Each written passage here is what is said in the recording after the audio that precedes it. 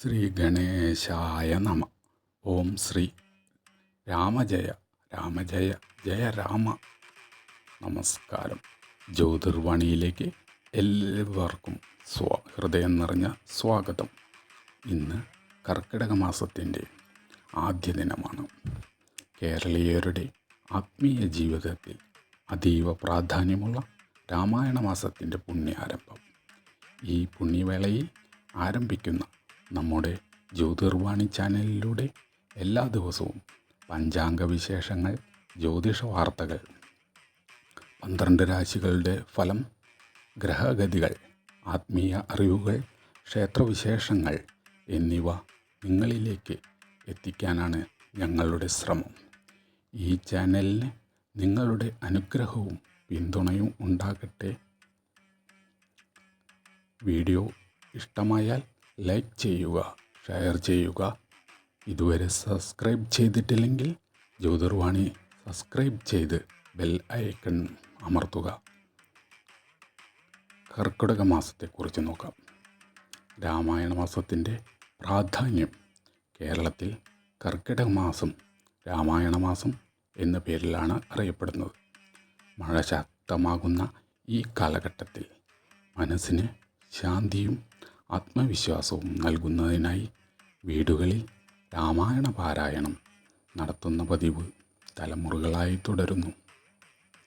രാമൻ്റെ ജീവിതം നമ്മെ പഠിപ്പിക്കുന്നത് സത്യം, ധർമ്മം, ക്ഷമ, കുടുംബസ്നേഹം, കടമ എന്നിവ ആണ്.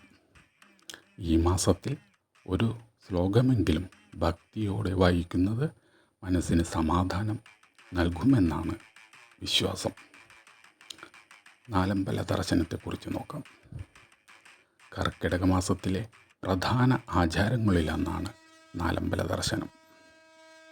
ശ്രീരാമൻ, ലക്ഷ്മണൻ, ഭരതൻ, ശത്രുഘ്നൻ എന്നിവർക്കായി സമർപ്പിച്ച 4 ക്ഷേത്രങ്ങൾ ഒരേ ദിവസം സന്ദർശിക്കുന്ന പതിവിനെയാണ് നാലമ്പല ദർശനം എന്ന് പറയുന്നത്. ഭക്തിയോടെയും പ്രാർത്ഥനയോടെയും നടത്തുന്ന ഈ ദർശനം ആത്മീയ ഉണർവ് നൽകുന്ന ഒരു അനുഭവമായി പടരും എന്ന് കരുതുന്നു. ഔഷധക്കഞ്ഞിയുടെ പ്രാധാന്യം കുറിച്ച് നോക്കാം. കർക്കിടക മാസം ആരോഗ്യ സംരക്ഷണത്തിനും പ്രാധാന്യം നൽകുന്ന മാസമാണ്. ഈ കാലത്ത് ഔഷധക്കഞ്ഞി കഴിക്കുന്ന പാരമ്പര്യം കേരളത്തിൽ ഏറെ പഴക്കമുള്ള ഒന്നാണ്. പരമ്പരാഗതമായി ശരീരത്തിന് കരുത്തും പോഷണവും നൽകാൻ സഹായിക്കുമെന്ന വിശ്വാസത്തോടെയാണ് ഇത് ഉപയോഗിച്ചു വരുന്നത്. ആരോഗ്യവുമായി ബന്ധപ്പെട്ട കാര്യങ്ങളിൽ വ്യക്തിഗത ആരോഗ്യസ്ഥിതിയെക്കുറിച്ച് ഡോക്ടറുടെ യോഗ്യരായ ആരോഗ്യ വിദഗ്ധരെയോ ഉപദേശം തേടുന്നത് നല്ലതാണ്. ഇനി ഇന്നത്തെ പഞ്ചാംഗ വിശേഷങ്ങൾ.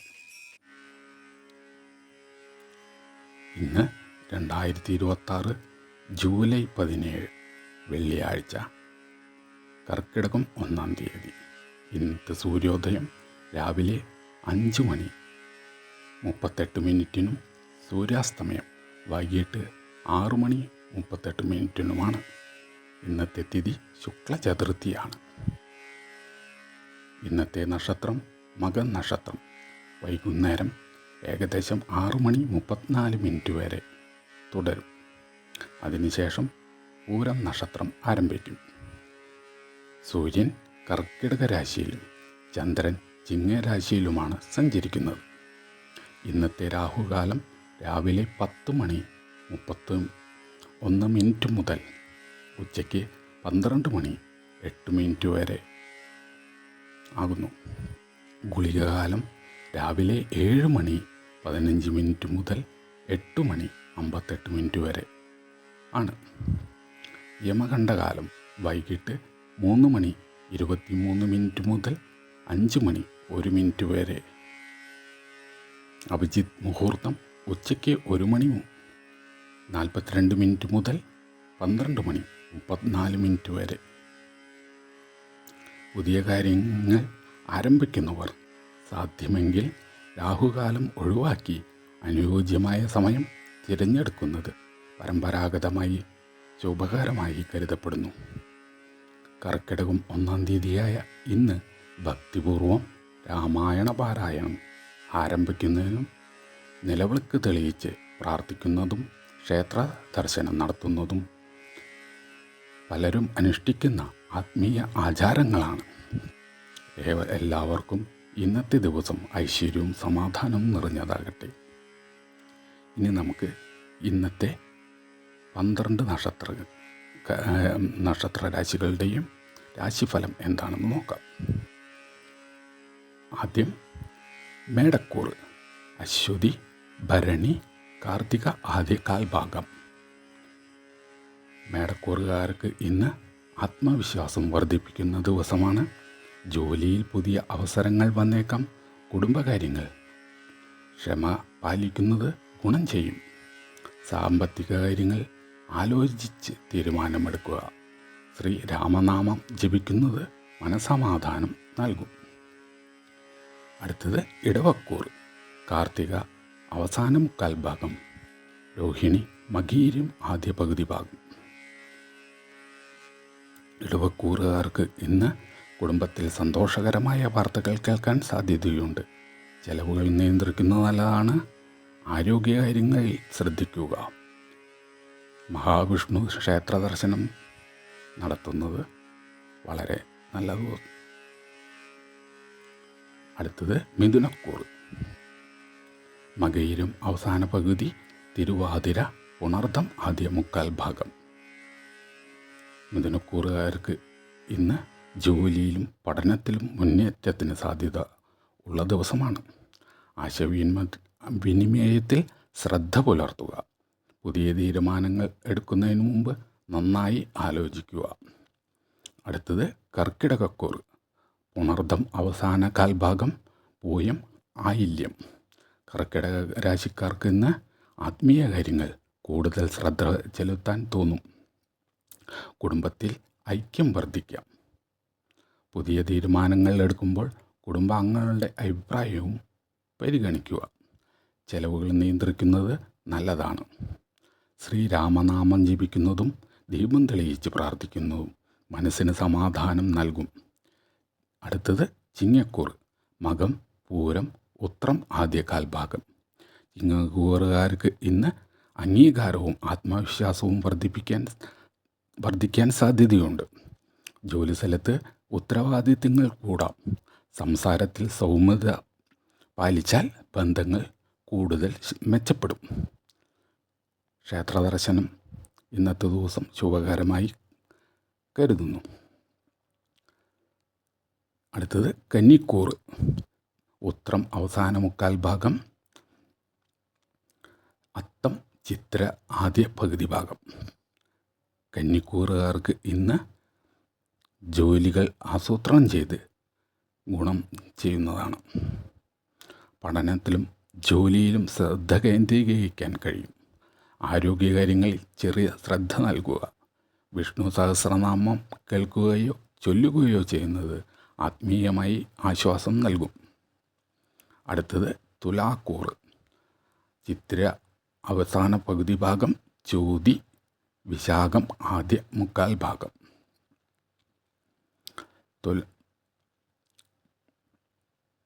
തുലാക്കൂറുകാർക്ക് ഇന്ന് പുതിയ ആളുകളെ പരിചയപ്പെടാനും നല്ല ആശയവിനിമയം നടത്താനും അവസരം ലഭിച്ചേക്കാം. സാമ്പത്തിക കാര്യങ്ങളിൽ സൂക്ഷ്മത പാലിക്കുക. കുടുംബത്തിൽ സന്തോഷകരമായ അന്തരീക്ഷം നിലനിൽക്കാൻ ഇന്നത്തെ ദിവസം സാധ്യതയുണ്ട്. അടുത്തത് വൃശ്ചികക്കൂർ, വിശാഖം അവസാന കാൽഭാഗം, അനിഴം തൃക്കേട്ട. വൃശ്ചികക്കൂറുകാർക്ക് ഇന്ന് ക്ഷമയും വിവേകവും ആവശ്യമായ ദിവസമാണ്. പ്രധാന തീരുമാനങ്ങൾ തിടുക്കത്തിൽ എടുക്കാതിരിക്കുക. പ്രാർത്ഥനയ്ക്കും ധ്യാനത്തിനും സമയം കണ്ടെത്തുന്നത് മാനസിക ശാന്തി നൽകും. അടുത്തത് ധനുക്കൂർ, മൂലം പൂരാടം ഉത്രാടം ആദ്യ കാൽഭാഗം.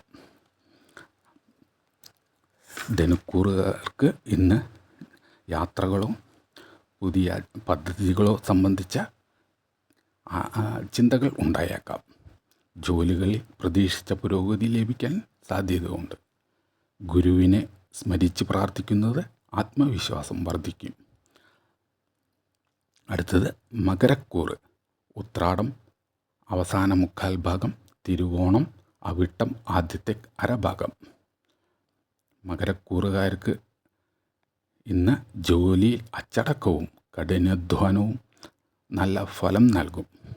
കുടുംബത്തിൽ മുതിർന്നവരുടെ ഉപദേശം ഗുണം ചെയ്യും. സാമ്പത്തിക കാര്യങ്ങൾ സൂക്ഷ്മത പാലിക്കുന്നത് വളരെ നല്ലതായിരിക്കും. കുംഭക്കൂറ്. അവിട്ടത്തിൻ്റെ അവസാന അരഭാഗം, ചതയം പൂരോരുട്ടാതിയുടെ ആദ്യത്തെ മുക്കാൽ ഭാഗം. കുംഭം രാശിക്കാർക്ക് ഇന്ന് പുതിയ ആശയങ്ങൾ നടപ്പിലാക്കാൻ അവസരം ലഭിച്ചേക്കാം. സുഹൃത്തുക്കളുടെയും സഹപ്രവർത്തകരുടെയും പിന്തുണ ലഭിക്കാൻ സാധ്യത ഉണ്ട്. ദാനധർമ്മങ്ങൾ ചെയ്യുന്നത് ആത്മസംതൃപ്തി നൽകും. അടുത്തത് മീനക്കൂറ്. പൂരോരുട്ടാതിയുടെ അവസാന കാൽഭാഗം, ഉത്രട്ടാതി രേവതി. മീനം രാശിക്കാർക്ക് ഇന്ന് ആത്മീയ ചിന്തകൾ വർദ്ധിക്കാം. കുടുംബത്തിൽ സന്തോഷവും സമാധാനവും നിലനിൽക്കാൻ സാധ്യത ഉള്ള ദിവസമാണ്. പുതിയ കാര്യങ്ങൾ ആരംഭിക്കുന്നതിന് മുമ്പ് നന്നായി ആലോചിക്കുക. ശ്രീരാമനാമം ജപിക്കുന്നത് മനസ്സിന് ധൈര്യവും ശാന്തിയും നൽകും.